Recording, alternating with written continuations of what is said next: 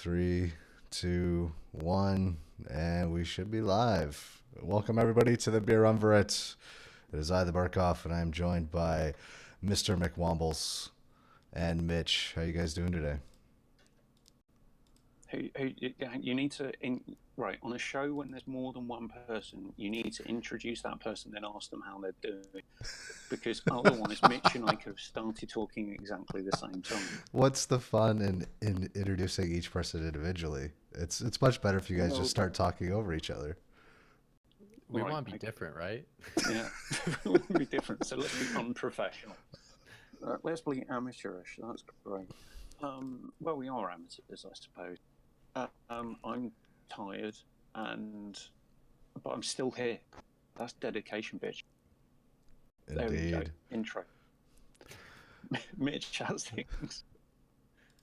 I mean, at least I didn't. I mean, you were not tackling it at ugly o'clock in the morning like last time, but you know, this is a more reasonable time for all of us. So it's been a good morning. Well, no, it's afternoon. It's 2 o'clock. I forgot. Time flies. It's fine. All's good. Right. We are the Beerumverate. We're a few guys. There was normally 3 of us, but Evan is off doing other things. We'll have an update on what Evan's doing shortly. Stay tuned. So myself, I'm Keith, also known as McWomble. Follow me at Keith_McWomble on Twitter. I thought I'd get this in because we've never done it before.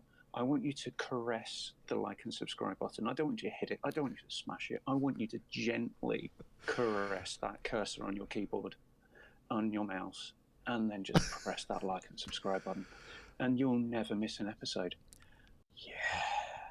I feel violated right now. That is the most interesting way I've had anyone say touch or hit the subscribe button. Oh, caress it. Caress that like and subscribe button. You gotta take it to dinner first. Come on. Okay, can you take it?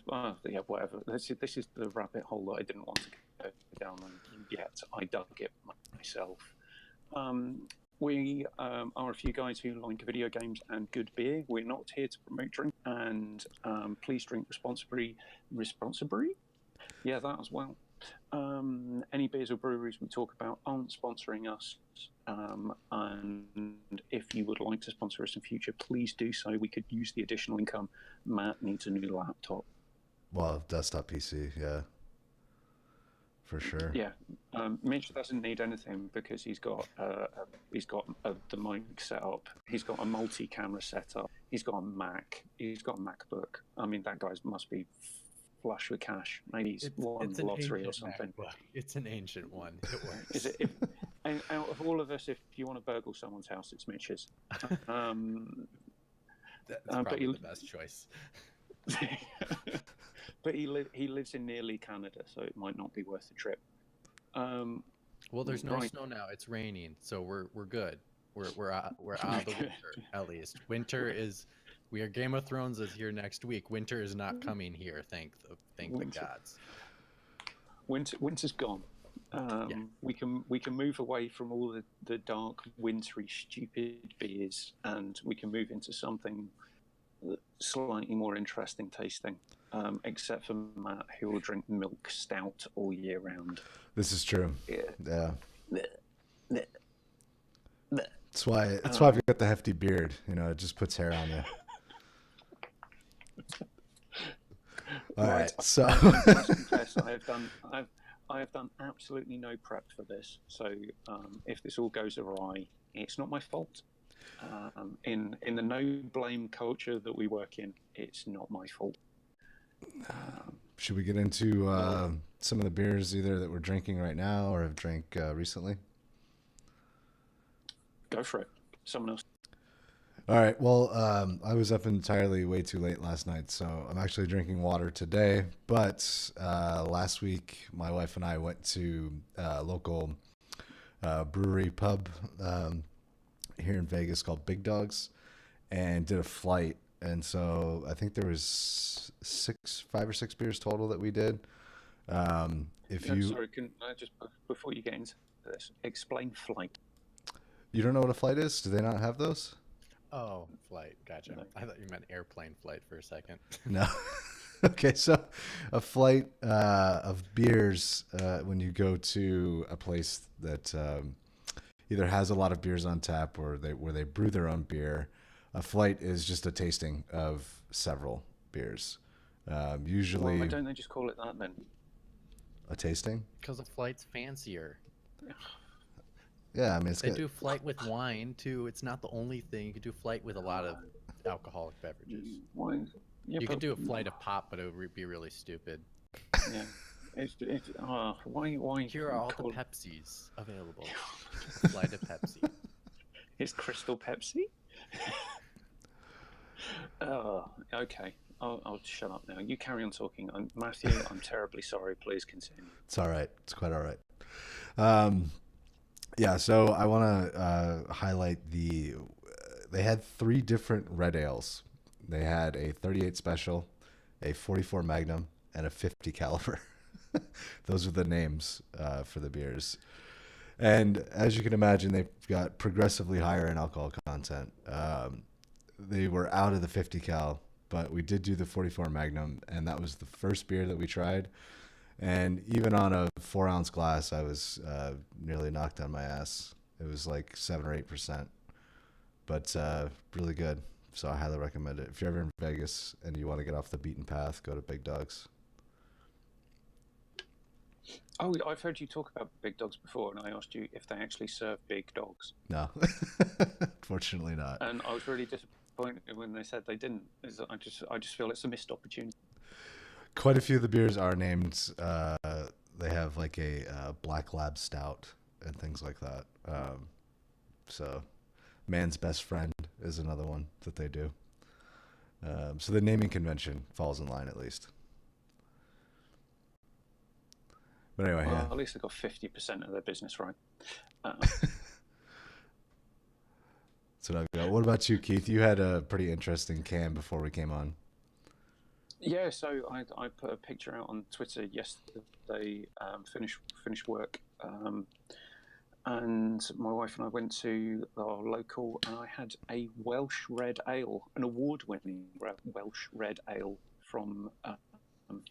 I can't even remember the name of the brewery now. And the Tiny Rebel Brewery. See if that works. Yeah, I remember seeing that. Oh, I do remember that photo. And the bartender said to me, "Now, I don't want to insult your intelligence, but just to let you know, this beer is cloudy, and it's meant to be cloudy." So apparently people have been ordering this and not realizing that certain beers can be cloudy and still fine. And so he said, "Have you tried anything else?" Because they had a bit of a selection. And I said, "No." So I came in and just saw that and thought I'd give it a go. And he said, "Oh, try this one. This one's my favourite." And he gave me a little tester of a fruit beer. Ah, why? What are you doing to me? This is Matt and I have spoken about fruit beers before and their pointlessness. Yeah. Yeah, I want something to taste of kind of bitter and hops. I don't want something to taste of mango and pineapple. If I wanted something to taste of pineapple, I'd get a French martini. Indeed. So yeah, Welsh Red Ale, very not heavy but very bitter. So not like any red ale I've had before. It was more like a cross between a brown ale and. Okay. But I enjoyed it. Nice. What about you, Mitch? What are you drinking on? Hopefully it's a red ale so we can keep the theme going. Unfortunately, it is not. So you're going to have to be disappointed in a little bit. And a strike and a miss. So as McWomble said, I'm from near Canada. Right now I'm living in Minnesota, but I'm from the state next door, Wisconsin. So so I was born in Eau Claire, Wisconsin, and which next to that is Chippewa Falls, and they're known for, unfortunately they're more of a bigger company now, but they used to be a small brewery called Leinenkugelers. And now they got bought out by one of the bigger companies, but they still keep good, classy beer. I think it's classy enough. And they always throw out a new variety pack every single year where they have their classic summers. So it's always a summer shandy. I think the Canoe Paddler is now the new one that gets in there now. And then they try out a couple different new beers. So they did they did an orange. Unfortunately, it's a fruit McWomble. And then I am familiar with oranges being fruit. Yes, thank you very much. Whilst I am Scottish, I don't actually adhere to the Scottish salad being a plate of chips. Sorry, French fries. Yeah, which actually started in Belgium. But anyway, history out the way. Yeah, so I usually get their variety pack just to see what they got new, because I'm a fan of more lighter beers than all the harder and bitter and gritty beers for me personally. But I can't have like a Bud Light that's just way too watered down and light. Like I do have to have it have some complexity to its flavor. So I can never always go wrong with. I'm right now doing the summer shandy, and that's always just my personal favorite. Nice. Their package. I do see that in the grocery stores out here.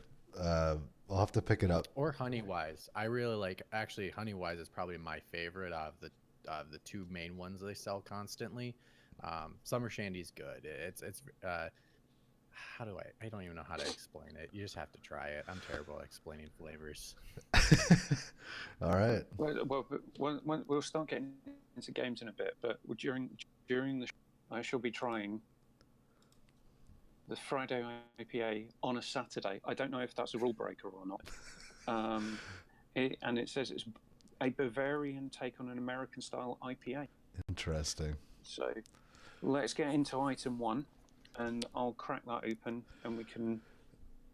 Oh, I did want to try and make rumors a more permanent segment of the show, because I had such a blast doing that last week.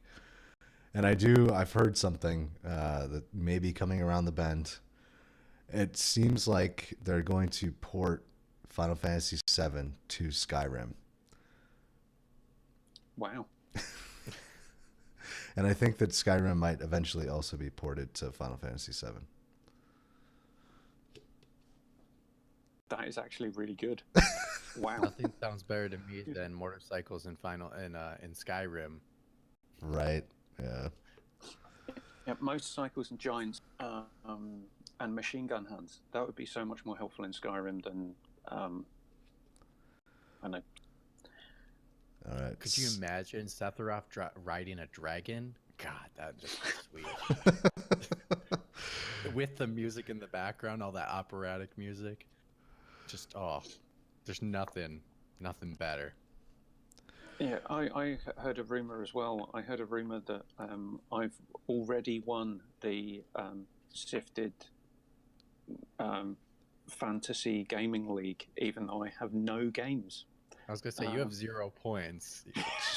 I'm in 3rd place right now, but that's just because I gotta talk to Vincent about one of the games he has on there, because he has Zelda 2019, and I think I count the remake of what did they do in the remake of Link to the Past? I think it is. No, Link's Awakening.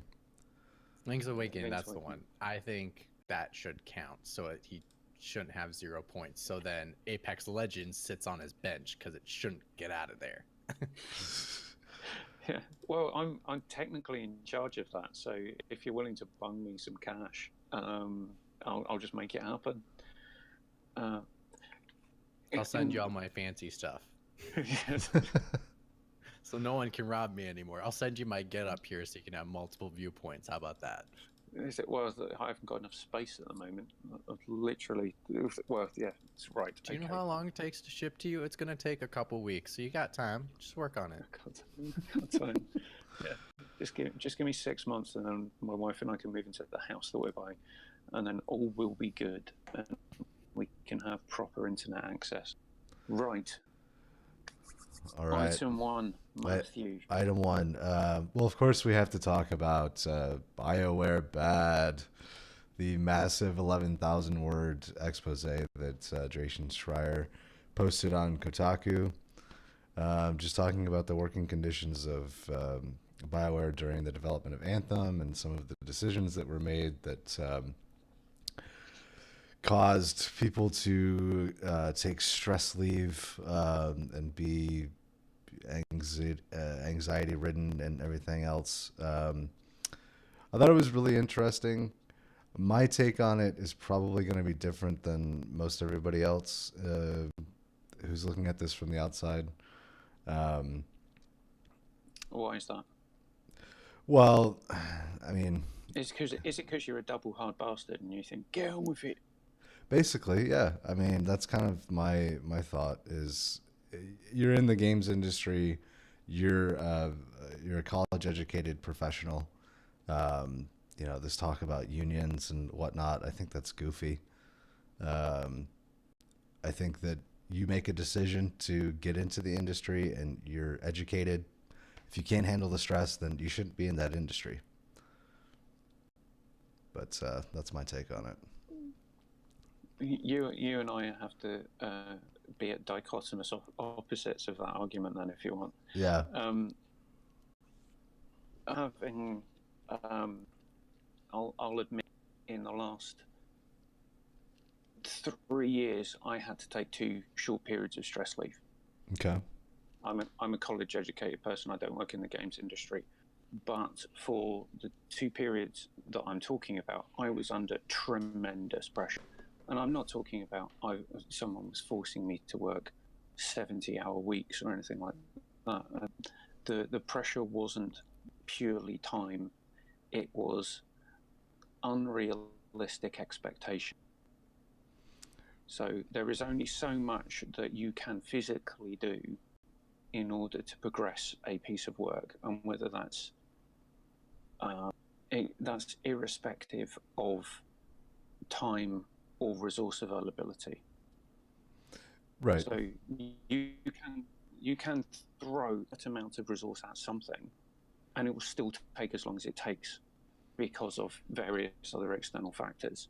But that does not mean that the level of expectation of whoever is in charge at that period of time, and they understand that is the realization, and that's the situation that I was in.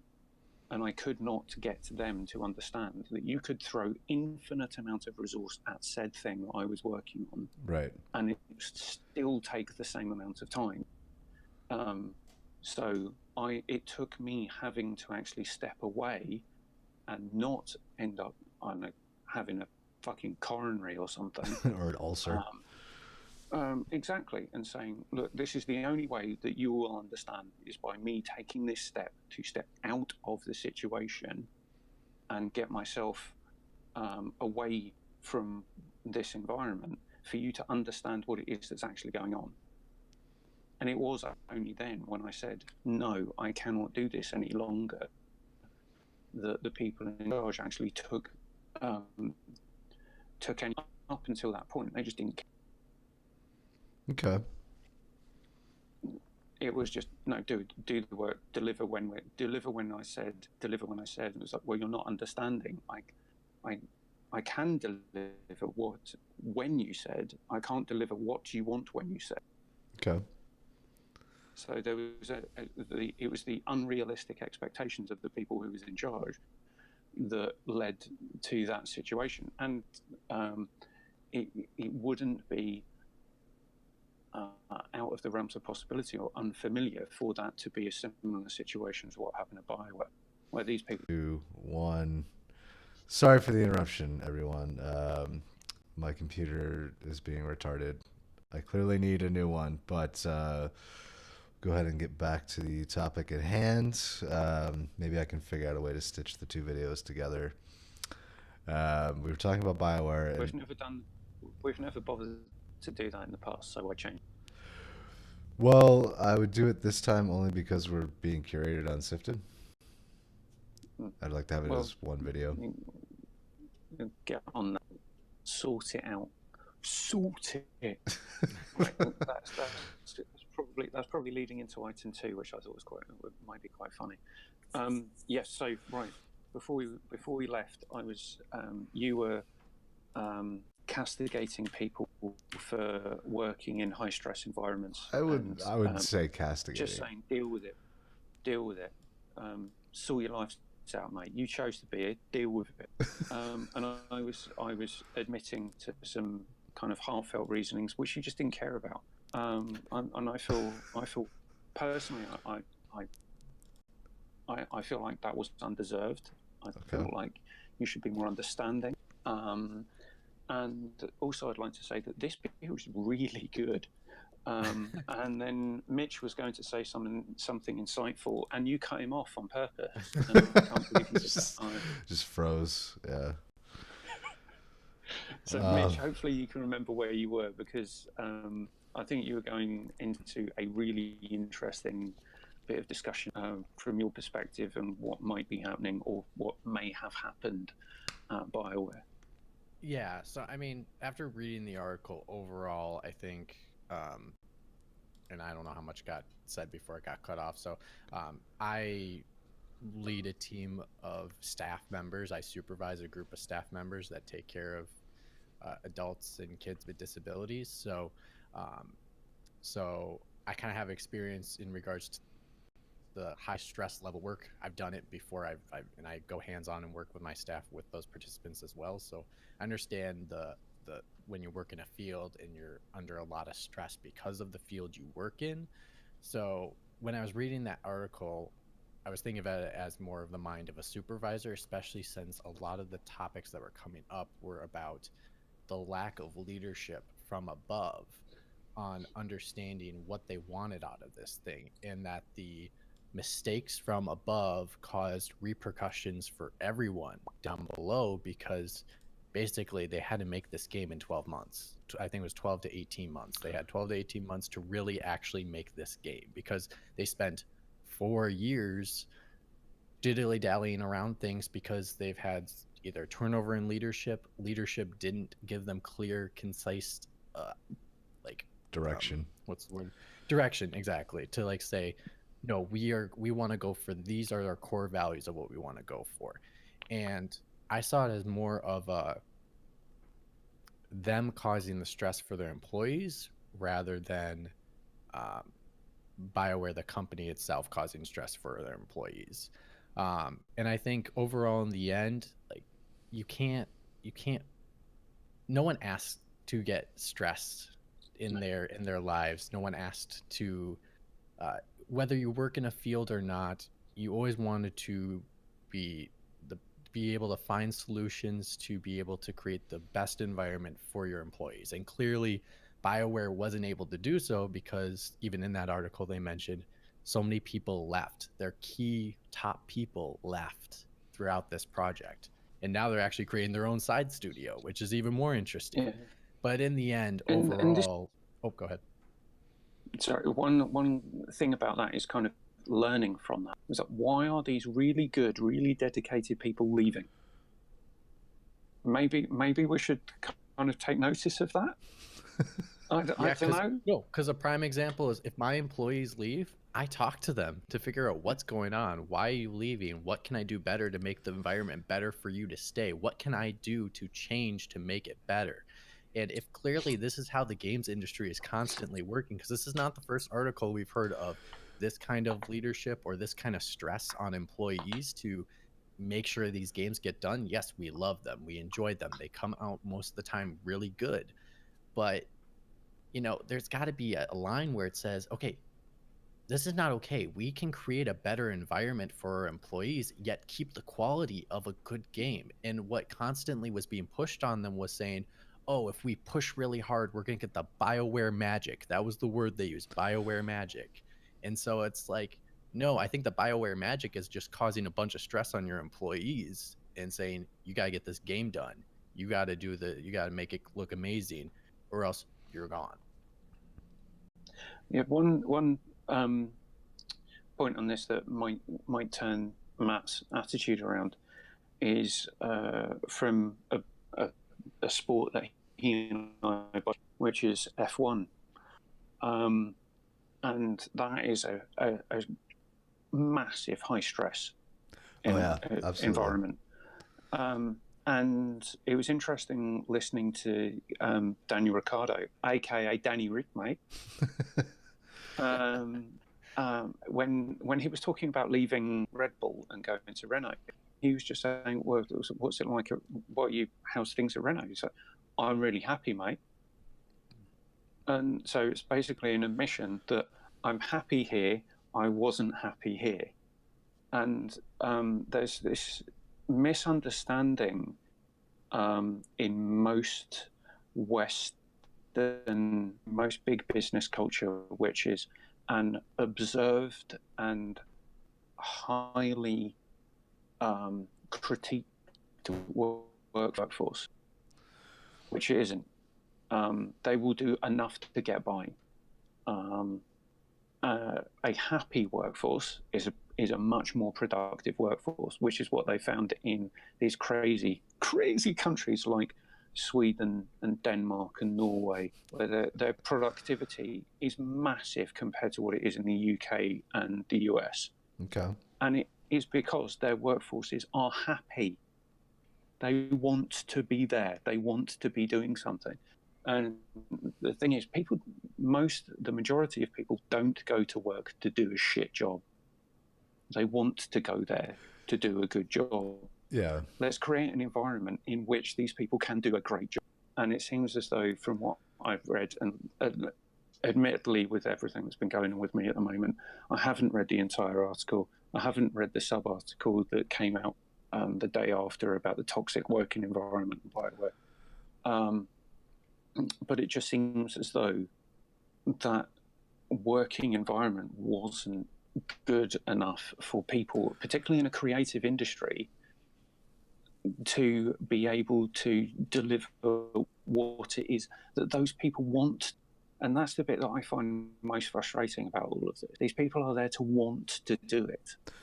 Yeah. I think that's, well, at least my understanding of like crunch is none of that is mandatory. I mean, people do it because they have an investment in the project. They want to have that sense of accomplishment of shipping the game, so they put the time and effort into it and maybe overextend because, hey, I don't want to let my fellow employee down, and we've all put so much time into it. I'm really sorry, but I'm going to have to call like 50% bullshit on that. Okay. Not because of you saying that's not what I'm getting. But knowing some people who work in not the same industry but similar industry. So I know a couple of people who work in financial services. I know a couple of people who work at big law firms, and they have crunch in a similar sense. And it's not as kind of it's not, you can do it if you want, but it's not expected of you. It is fucking expected. If you do not do it, there is certain places where you are on your arm, and because they know that there is a queue of people who want your job. Yeah, I mean, so if you don't do it, on your bike, son. Yeah, I've worked in legal services, and there was a period of time where we had 100 new cases a week. So I would be at the office from 8 a.m. on Thursday until midnight Thursday night, Friday morning, and I would be back at the office at 5 a.m. Friday so that we could package everything up and go to court.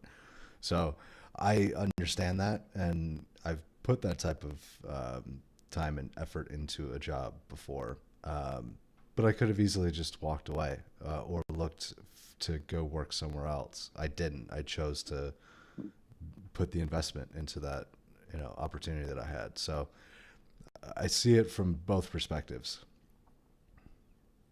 I guess getting it to relate to game development, I just thought of this now of just thinking, here's two examples. We have with Anthem that just came out where, BioWare was forced to say your game is coming out before the end of this fiscal year. That's basically what happened to them and saying, nope, we're not going to give you any more time on this game. Like, we wanted it to come out in the fall and it wasn't going to make it. So we said, you can't make it past this fiscal year. And then look at how that game did. Obviously, financially, it probably did pretty well. I mean, obviously, it was top of the sales numbers, but we don't know exactly what number it is, which is a little hard to tell. It sold more than Mass Effect 3. I think the number that I looked at was 37 million units or something in the first 2 weeks. Which I'm curious how much of that was. Well, I'm curious of how much of that is pre-sale on who bought it before when they had that trailer, when in the article they even said that trailer was not a real trailer of the game. It was a concept and not the actual game of how it was supposed to be, or was it they put it together for E3. Patrick Soderlund? No, it's a different trailer they did for Patrick. They do a Christmas. They said they do some kind of like Christmas gameplay, and they send it out to their employees to tinker with during the Christmas season, and they brought that one to him. But if I remember the article right, I could be wrong. But so you look at that, where they forced that upon their employees, and then look how well that. Obviously, financially, it did well, but review-wise, it did really bad. I think it's sitting at a 55 Metacritic or something. I think it's the worst BioWare rated game in quite some time. Ever. Yeah. So by quite some way, I think they Mass Effect at 89. Yeah. They had much higher scores than that. But then look at something like Sony. You know, Sony has been hitting it out of the park with their last couple first party titles, and they don't force deadlines on them. They've kind of shown that perception, and it could be based off only perception only. I'm not 100% sure. They haven't had any stories to say that one way or the other, but you just feel like it based off the way that they show off their games, the way they talk about their games, and say, hey, it's going to come out when it's ready. And we're not going to force to say, hey, it's going to come out in 2019 and then find out, oh, we have to push it to 2020. And so it feels like they have a different mindset of saying, you know, make it when it's ready, release it when it's ready. And when they come out, they're really freaking good. Yeah, the kind of counterpoint to that one is CD Projekt Red, because there was the quote from one of the founders of that studio basically said, yeah, we do crunch, deal with it or piss off. Yeah. It's the video games industry. You knew what you were getting into. If you want to work on a CD Projekt Red game, you're going to be doing crunch for, 5, 6, 7, 8 months. Deal with it or piss off. Yeah. Have either of you listened to the Split Screen podcast that came out after the article? Yeah, because I've not had time to do any prep for this, but that I have time to listen to. Well, I think it's interesting because Schreier did do the follow-up, right? And he was saying that, there were other people that reached out to him that said, insert game studio here. It's exactly like that where I work too. But he also did state that there were people like Ubisoft that where people reached out to him saying, well, I work for Ubisoft and that's not the way that it is, So, I mean, there are studios. And how good does Ubisoft do? Really good. Yeah, I mean, they're like clockwork, Every year they've got a new Assassin's Creed, so. And they seem to be making decent money and, the games are reviewing well, so there's that. So they're obviously doing terribly. Well, not necessarily, but I mean, they definitely have a different approach. Because they don't have someone whipping the workforce all the time.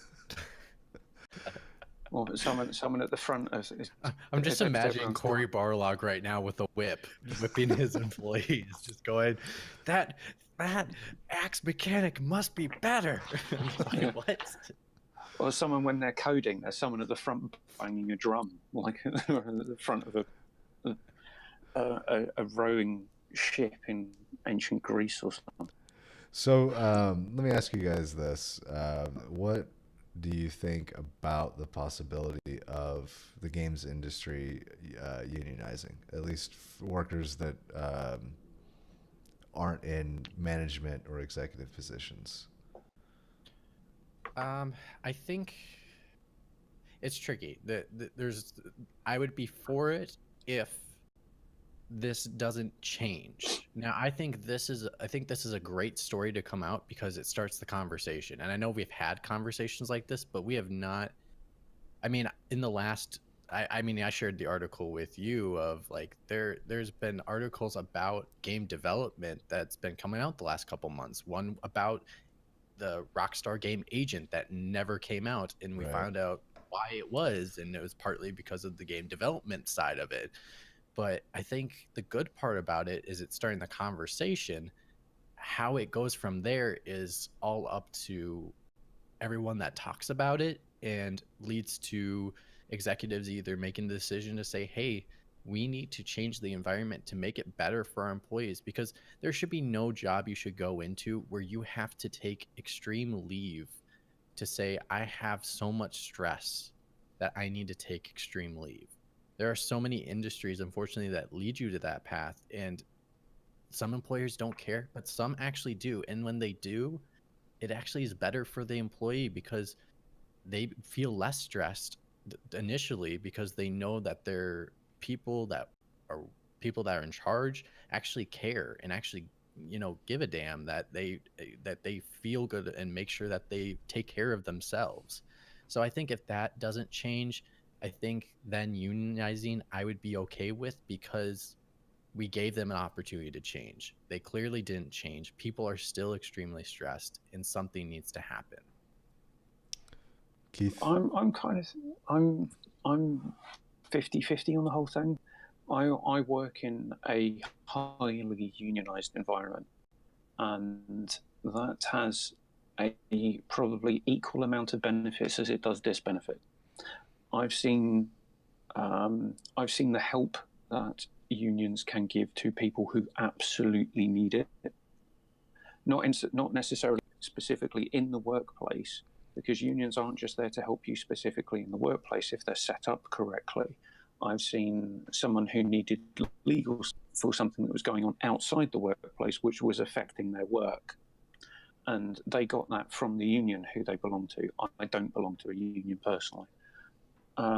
I've equally seen the bad side of unions, where they will protect absolute right royal numpties in their jobs just because they're a member of the union. This person is obviously incompetent, Right. but you are going to fight to the hilt for them to keep their job. Yeah, that's the only downturn. Yeah. So as with everything that could happen, there is a good side and a bad. Because we live in a kind of grey world. It's not black and white. If I'm honest, you could create a behemoth, and you could end up creating a union like the NFL Players Association, which doesn't actually work that well. And it doesn't really. It is an entity into and on of itself, and it is extremely well paid, and it likes to be extremely well paid, and it doesn't necessarily do as much good as it likes to think it does, particularly for people in quite well paid jobs, as Michael Pact has talked about before. If you're on a 6-figure salary, you don't need to belong to a union. Yeah, which I think is, even for low-level workers in the games industry, you're getting 80 to 120,000 sometimes. If you're a mid-level coder or artist or something, you're making decent money. So I'd be concerned that you either create this massive games development union, which gets, I know that could be a multi-million dollar, if not however many people work in the games industry across the States, and everyone's paying in tens, if not hundreds of millions of dollars in subs from people, depending on what level of work they do. You could be creating an absolute monster. Yeah. or you break it down in such levels of granularity that it doesn't actually benefit anyone. So you get I don't know, cavity wall insulation designers union, and then you end up with a horse testicle designers union, and then you end up with a facial beard animators union, because there are certain things that people in game design will get specifically absolutely excellent at.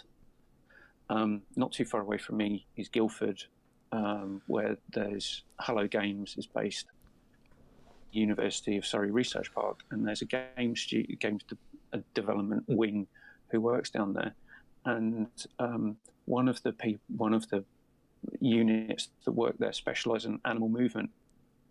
So if you want to design how a rhino or a giraffe runs in a video game, you can go to these people and they will design you a model for how that works. Do they need a specific union? I think it's more of a working environment type union, if it would be one, to say, you know, these are standards that you guys should go by. Just like the NFL Players Association, I feel like it's more of a union to take care of players in regards to physical than it is more of like contracts and things like that. It's more about just making sure that the well-being of the person is okay. And if but that's then aren't there already unions out there available to people who can do that? So right. I don't know about the unionized structure of America, but here there's a general workers union. I don't know about unions either, so I'm not sure if there is one. I think it's based off the specific field you're in. Yeah, I mean, there might be some way to join like the AFL-CIO, which I think is just a broad general. I mean, they take care of workers in all different fields, but yeah. So why do you need a specific? If you're talking about general working conditions, there are bodies out there, presumably, already who you can join, who can represent your needs as a general worker.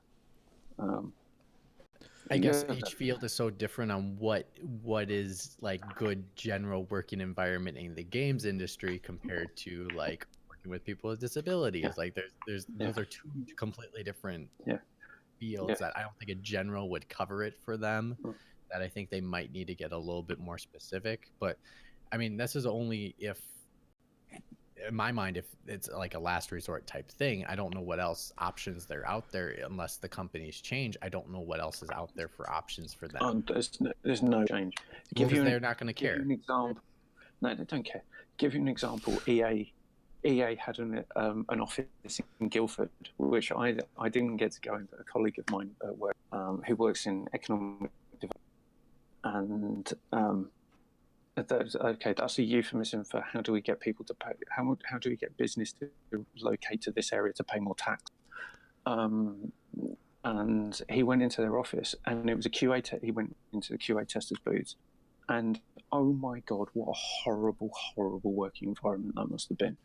Is literally you get a cubicle with a door behind you, so you're by yourself with a PC in front of you, and you have to log in to your booth, and they check when you leave, and then you've got to log back in, and so they're monitoring what you're doing whilst you're in there. They're monitoring when you get in. They're monitoring when you leave. They monitor how long you're out for. It's, oh my god, why would anyone want to do that? Because they think it'll increase production, but it doesn't. Yeah, no, it might as well just microchip. Might as well jack you into the matrix, right? I tend to think that the idea of unions specifically for the games industry doesn't make a whole lot of sense. I think that if there were a specific guilds, maybe like an animators guild. It's like a thieves guild. No, like the Screen Actors Guild, right? The Assassins Guild. That's the exact comparison I would draw of my thought of a union would be the same as the Voice Actors Guild, where It's keep going. Yeah, it's more about having a body that you can go to that says, well, this is the type of stuff that should be in your employment contract. So Correct. when you go to work for somebody, you're armed with the knowledge of, this is what I need to negotiate for myself, in my contract of employment with whoever it may be, so that the individual person is covered, and it's completely up to you whether or not you want to join the guild. It's, guilds aren't storming into businesses and causing people to, well, I guess they did strike, but Do you have to get a tattoo or branded or something to join a guild? Ceremonies. You must do a ritual. I don't know. That'd be cool if you can could. only join on the 4th blue moon of the year. You must complete every Souls game to make our union. But no, I definitely agree with you on that one. I think what it would help with that would help set a standard for the companies themselves to say, okay, this is what the standard is, and maybe that group would send out a memo to say, hey, these are the standards that now need to be in your contracts to make sure your employees are taken care of. But I just find it so strange. I guess because of the field I work in, we care about people a lot because we take care of other people. And so we care about our employees to make sure that they are taken care of, compared to like big corporations. They could give two shits about you, which is so sad, because it's like you lose great people because of it, but they don't care, which is the worst part, because it's like you should, because they'll make a great game for you and they'll make you tons of money if you care, but you don't. I just don't understand it. After working in the field I've worked in and working for a nonprofit organization, I just don't understand big corporation mindsets nowadays. I see it, I get it, but I don't understand it. Yeah.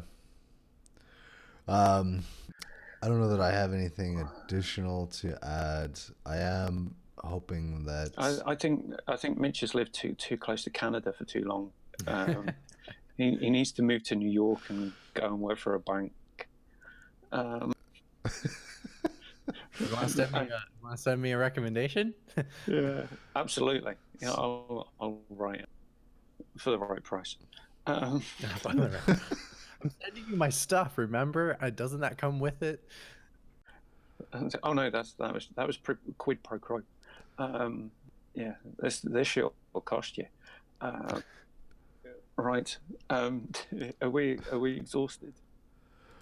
I mean, I think we've gone about a full hour between the two videos.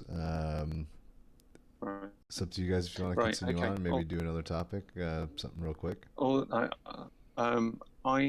will kind of do a very, very quick review of said Friday L. And then because I forgot to do Where's Evan, I'll do Where's Evan. Oh yeah, that's right. We gotta do Where's Evan. I've been waiting for this. You won't tell me. I'm terribly sorry. This is absolutely spectacular. I love that you're sipping it out of practically a champagne glass. A wine glass, basically. Well, no, it's technically a goblet. But yeah, it's really good. Pinky out, McWomble. Don't forget, pinky out. That one. Is that the right one? I can't tell. I don't know. I get confused sometimes. The color of it is kind of this deep amber color. It looks like barf. I'm just kidding. And trust me, if that's what that tasted like, I'll be drinking it. That it's kind of really, I can't whack you in the face with this kind of bit hoppy, but you can actually the bitterness. So it's kind of bitter hop tasting. I don't know what hops they've used, but it's really, really interesting. Does it have any like orange peel? No orange peel, no mango, no bloody pineapple. Well, no, I just meant if it had like a citrusy. No, it doesn't have acid any flavor. Yeah, it might be like citra hops or something like that. It doesn't taste like it's using citra at all. It doesn't actually say what hops they use. Oh, they're using German. German, huh? Yeah, and I can't understand. Oh God, what's the Herferhofen? So yes, I would. If you guys could get hold of that, I would absolutely recommend you trying it. I'll look Really, for it. really I'll look good. for it for sure. I expect it to be delivered on a Friday Yes. Yes, and not on a Saturday. and Right. not on a So, Saturday. so Evan, I feel sorry for the guy a little bit because obviously last time, as you guys will both recall, he was trying to get funding for his one-man stage show production of the entire Yakuza game series. Unfortunately, the funding fell through, and he was also, during his first opening production, served with a cease and desist order. They found the cocaine, didn't they? No, it wasn't. It was nothing to do with that. It was his representation of the semi-naked, eye-patched Goro Majima disco dancing that did it, and he was served with a cease and desist order. So he's currently in legal dispute with disco music everywhere about whether or not he can pretend to be a topless, eye-patched Japanese whilst disco dancing. And it's With a six pack. Don't worry about that. Get that. Yeah. Oh yeah. Evan's been working out. Working out all the beer. So he's proper ripped, apparently. His words, not mine. But he's now working legal issues. So the legal issues meant the funding fell through. He was really gutted. But hopefully, if he can fight the cease and desist order, either that or he can pay the extortionate amount of money that the Yakuza want for the rights for him to say Yakuza during the show, he can be a one-man Yakuza franchise again. But he tried to do it in Singapore, but he's fighting the law in two countries because he was deported from Singapore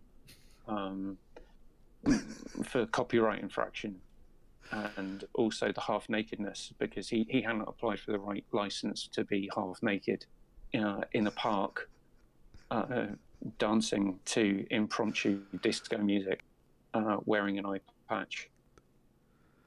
So he was he puts it down to confusion, artistic differences and cultural differences. The Singaporean government put it down to you didn't have a license to dance around naked in the park. So he's back in Japan. He's working things through. You forgot one little detail about if he plans to go to court. He said he's going to dress up as the Ace Attorney. Objection. Objection. Oh, and on quality. And on that note, I think we should close it out. It's been real, guys. It's been fun. We are the Beerumverate. Have a good Saturday.